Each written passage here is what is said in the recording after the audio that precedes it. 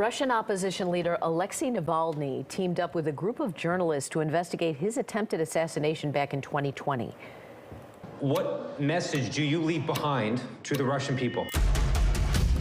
Experience the unbelievable true story of the man who took on Putin and lived to expose the truth. Putin tried to kill him. Come on, poisoned? Alexei Navalny, you might remember this story, fell gravely ill during a flight from Siberia to Moscow. He had been evacuated to Germany, where authorities there confirmed he had been poisoned by a nerve agent that was developed in the 1970s by the Soviet Union. Vladimir Putin denied any involvement. After Navalny recovered, he returned to Russia, where he was detained.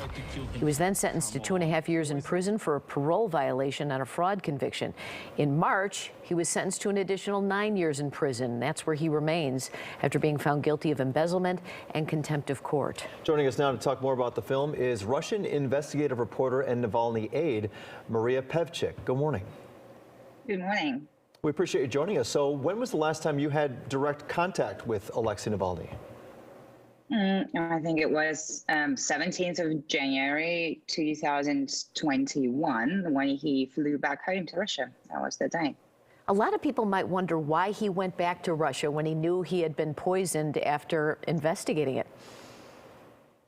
Well, because he's a real politician, and him being abroad is like taking fish out of water. He wanted to be home, and he has every right to be home. And if it means going to prison for him, he was okay with this happening. So tell us a little bit more about this documentary. Did you have a direct part in this film here, or are you analyzing it? No, I'm one of the film subjects and also an executive producer for the film. And this follows, what is it, a 3-month period after he found out he'd been poisoned? And what's the most surprising thing people might learn from watching this? Well, I don't want to spoil it too much because I want everybody to go to the cinemas on the 11th and 12th of April and actually go see for themselves. But let me give out a little bit. There is confession there involved by one of the FSB, one of the Secret Service officers who was involved in poisoning Navalny. We called him and we prank called him, and he confessed. Okay. And tell us, so Alexei Navalny right now currently is in a Russian prison here. What is his condition now? He is in colony. He has just been sentenced to additional 9 years in prison, so he might be transferred soon to stricter conditions. But as for now, he's in penal colony. He's living in a barrack with maybe a couple of dozen people. Although he's surrounded by the people, he is not allowed to communicate with anybody. Well, other people are not allowed to communicate with him, and there is a whole system of surveillance and kind of isolation within prison. So essentially, they just built a prison inside of prison for Alexei, and his day is just full of some useless, stupid chores that he has to do, that prison administration asks him to do, like I don't know, making up his bed 60 times a day, or I don't know, cleaning around the barrack, or I don't know, memorizing rules of the penal colony, or just watching endless lectures about patriotism and other, Russian propaganda-style TV. So even though you have not been able to talk to him as his aide or former aide, you know him, and you're also an investigative journalist in Russia. What are your thoughts about what Navalny thinks of what's going on in Ukraine, or what is your opinion of what's happening?